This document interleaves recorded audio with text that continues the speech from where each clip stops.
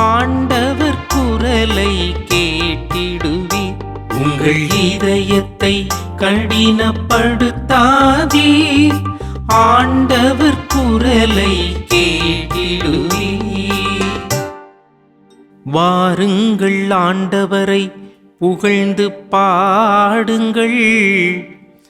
நமது மீட்பின் பாறையை போற்றி ஆர்ப்பரியுங்கள்.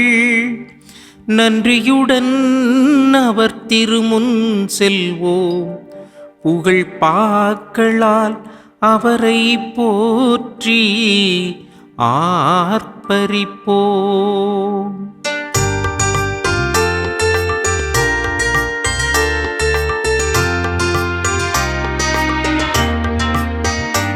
உங்கள் இதயத்தை கடினப்படுத்தாதீர். ஆண்டவர் குரலை கேட்டிடுவீர்.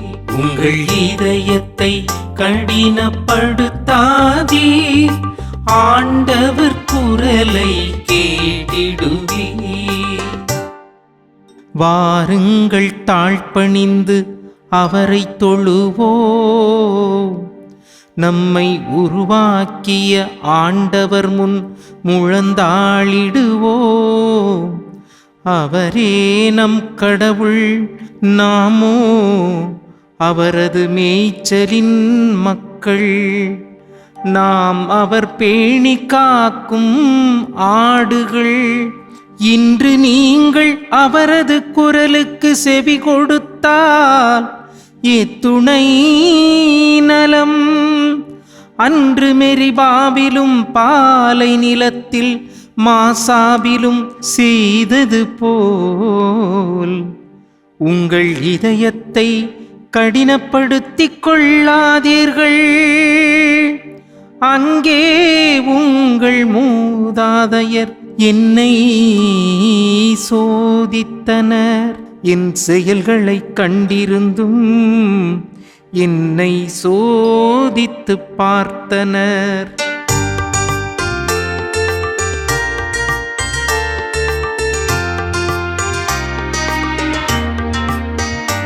உங்கள் இதயத்தை கடினப்படுத்தாதீர்.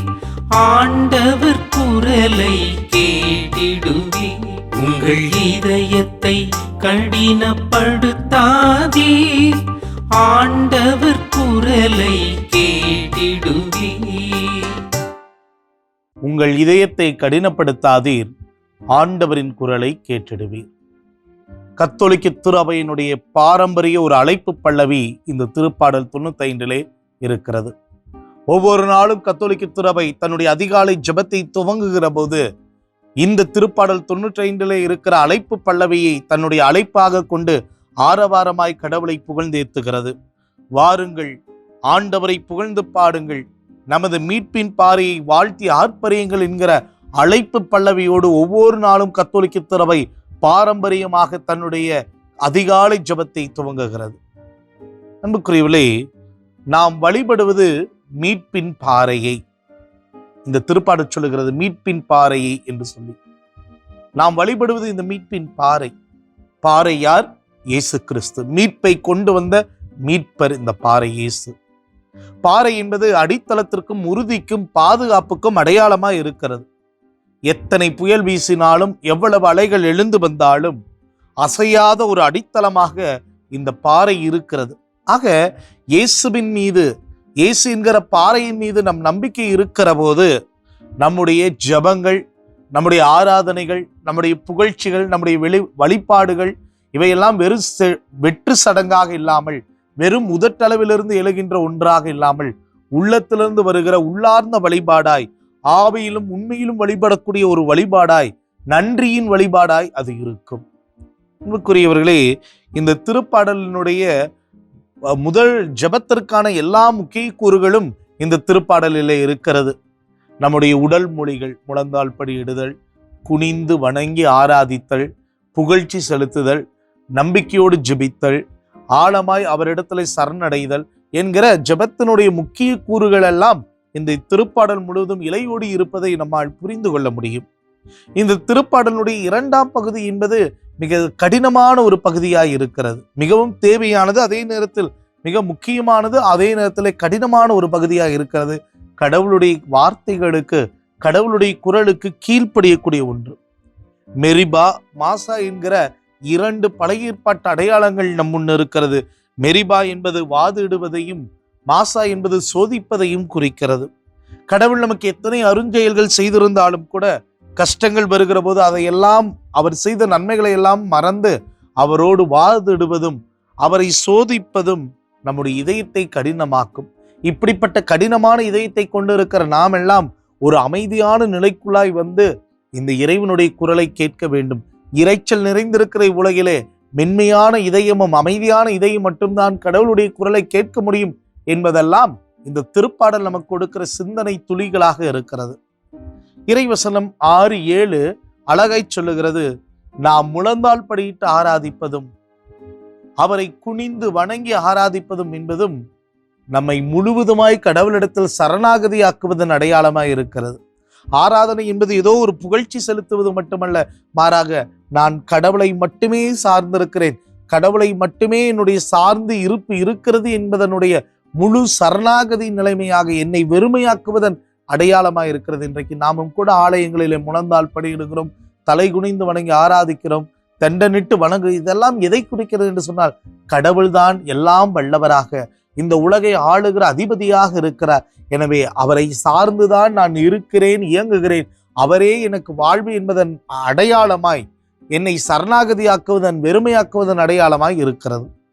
இறைவசனம் 7, இந்த இறைவசனம் 7 படித்து பார்க்கிற போது நாம் கடவுளோடு இருக்கிற அந்த அந்நியோனியம், அந்த நெருக்கமான உறவு வெளிப்படுகிறது. கடவுளை ஒரு ஆயனாக இந்த இடத்துல பார்க்கிறோம். அப்படி என்று சொன்னால், இந்த கடவுள் என்கிறவர் ஏதோ நம்மை படைத்து விட்டு தள்ளி நிற்கிற ஒரு கடவுளாய், மனிதனுக்கும் கடவுளுக்கும் எந்த ஒரு தொடர்பும் இல்லாத ஒரு நிலைப்பாடாக இல்லாமல், கடவுள் என்கிறவர் நம்மோடு இரண்டர கலந்தவராக, நம்மிலே இருப்பவராக, நம்மோடு இருப்பவராக இருக்கிறார். அவர் ஒரு ஆயனாக, நம் தேவைகளை அறிந்த, நம்மை வழிநடத்துகிற, நமக்கு முன் செல்லுகிற, நம்மை பாதுகாக்கிற, நமக்காய் இருக்கிற ஒரு ஆயனாக இருக்கிறார் என்பது இறைவசனம் 7 வெளிப்படுகிறது. இறைவசனம் 9, இந்த மக்கள், இஸ்ரேல் ஜனங்கள் எவ்வளவு கடவுளுடைய நன்மைகளையும், கடவுளுடைய பராமரிப்பையும், கடவுளுடைய வல்ல செயல்களையும் அவர்களுடைய வாழ்க்கையில் பார்த்திருந்தாலும் கூட, ஒவ்வொரு நாளும் அனுபவித்திருந்தாலும் கூட, அவர்கள் கடினமான இதயத்தோடு இருக்கிறார்கள். கடவுளுடைய குரலை கேட்க முடியாத அளவுக்கு கடினமான இதயம். இந்த கடினமான இதயம் ஏன்? அவர்களுடைய அவநம்பிக்கை, அவர்களுடைய நன்றி மறந்த தன்மை. ஏனென்று சொன்னால், கடவுள் எவ்வளவோ வல்ல செயல்கள் செய்தும் கூட இன்னும் அவர்களுக்கு நம்பிக்கை வரவில்லை.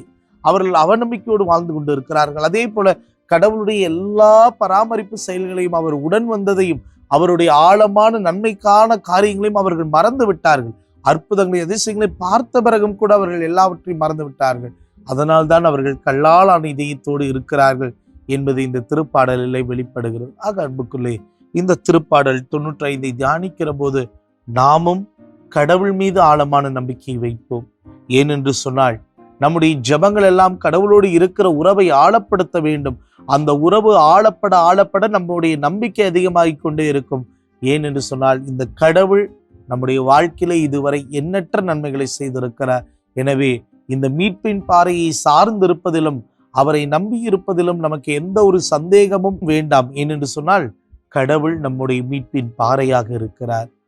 ஜெபிக்கலாமா? அன்பு தந்தை இறைவா, திருப்பாடல் 95 இந்த தவ நாட்களில் தியானித்து, கல்லால் ஆன இதயத்தை எங்களுடைய சதையால் ஆன இதயமாக மாற்றுவதற்கு உம்மிடத்தில் ஜெபிக்கக்கூடிய ஒரு பாக்கியத்தை கொடுத்தீரேன் என்று சொல்லுகிறோம். பல நேரங்களில் எங்களது அவநம்பிக்கை, நன்றி மறந்த தன்மை, உம்மீது ஆழமான நம்பிக்கை இல்லாமல், இவையெல்லாம் நீர் எங்கள் வாழ்வில் இதுவரை செய்த நன்மைகளை மறந்து இன்னும் தளர்ச்சி அடையக்கூடிய ஒரு நிலையிலே வாழ்ந்து கொண்டிருக்கிறோம். எங்கள் நம்பிக்கையை அதிகப்படுத்தும் நன்றியுள்ள மனிதர்களாய், இதோ எங்களது இதயத்தில் உம்முடைய கூக்குரலை கேட்கிற ஒரு அமைதி சூழ்ந்த ஒரு இடமாய் அது மாறி, உமது குரலுக்கு கீழ்ப்படி எங்களுக்கு அருள் புரியும் எங்கள் ஆண்டவராய் கிறிஸ்து வழியாக மன்றாடுகிறோம். ஆமேன்.